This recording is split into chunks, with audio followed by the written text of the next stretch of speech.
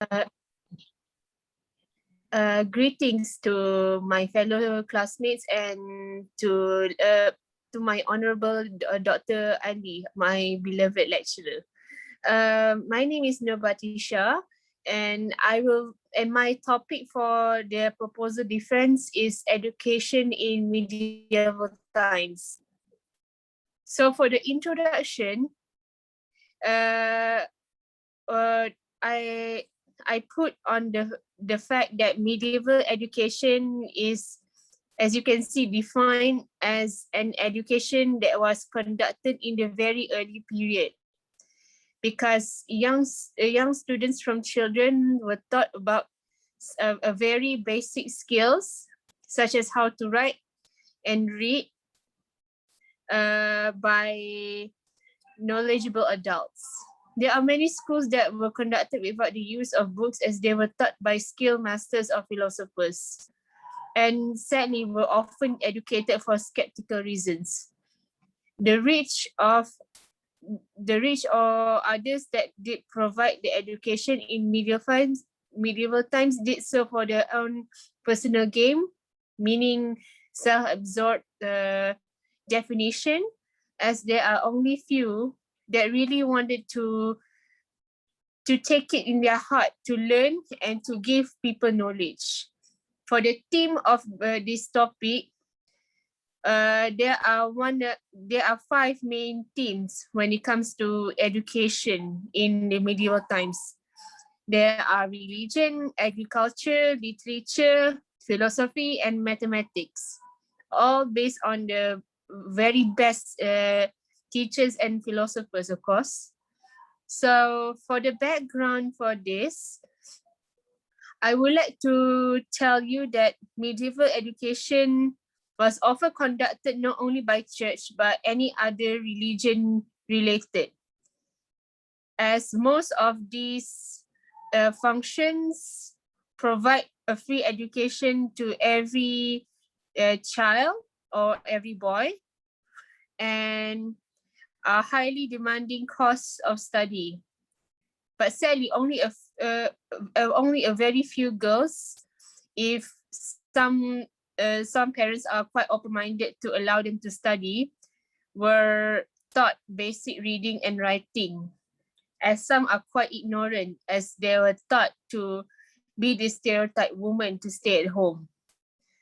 The students were taught a few liberal arts: Latin, grammar, rhetoric, logic, astronomy, philosophy, and mathematics. If we want to compare from the medieval to the dark times, the students are quite encouraged to get practical hands-on experience of different things and learn from experiences of hunters and poachers about wildlife, as well as to learn about agriculture and the background, the development of livestock from farmers and peasants, of course. So I would like to skip to the gaps and issues, the problem statement. The first one is obviously the prejudice.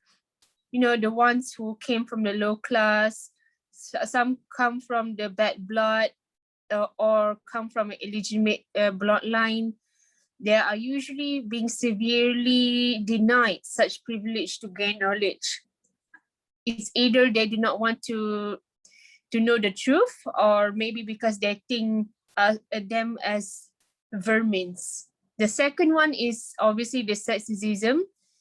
Even though there are some women who wants to pursue study, obviously they were being looked down as, women are supposed to do this, not go study, and they are subjected to do what the society says. The last one, sadly, is regarding on the double standards. Usually the rich are usually being given the luxury to learn whether they want it or not, while the poor has to work triple times to get where they are. And that also rely on the philosopher, because the philosopher tends to be quite corrupted, as they like to use the wealth, the connection, to get much more fame and money, of course. So the objectives for this title is to teach the best ideals, to attain the ideals of poverty, chastity, and obedience, to attain the highest spiritual knowledge, and to achieve spiritual perfection. So I would like to discuss with you about the three articles that I choose for this presentation.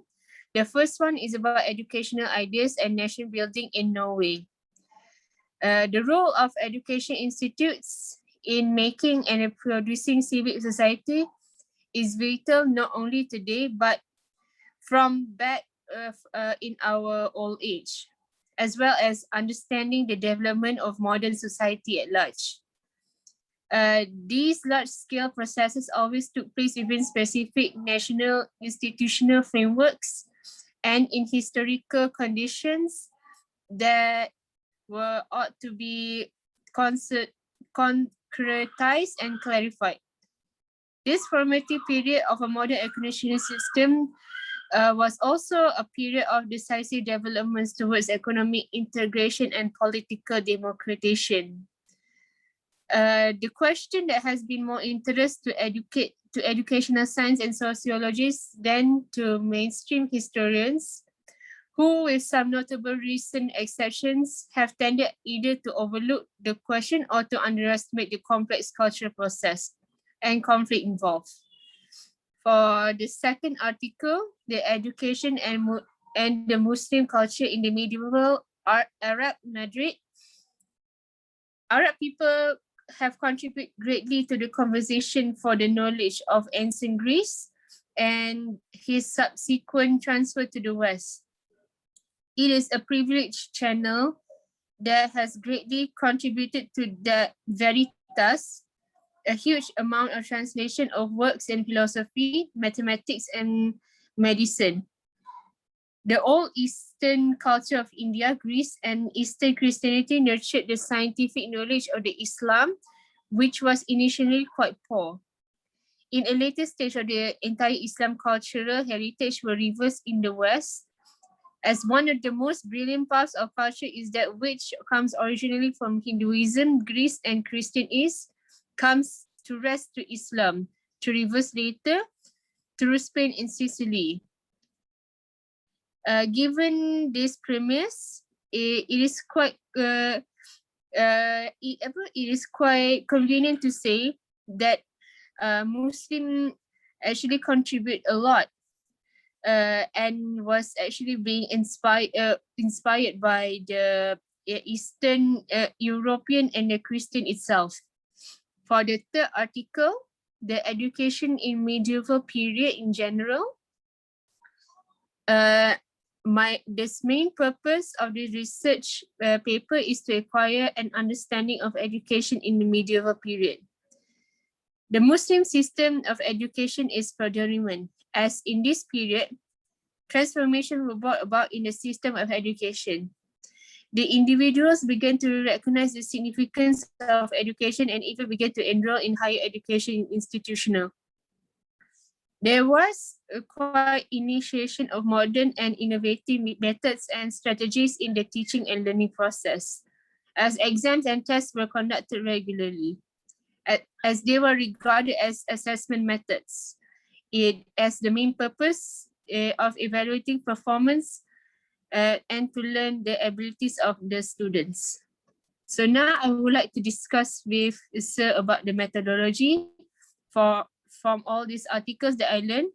In general, based on my finding, the research methodology being used in most of the articles are qualitative question, as because students mostly do not rely on books and texts, as they garner knowledge purely from listening to the philosopher's explanation and question answer being settled by that very time. The school also lets students to explore more on the outdoor activity to try to have social experiment by bonding with new students and try to have interview with random strangers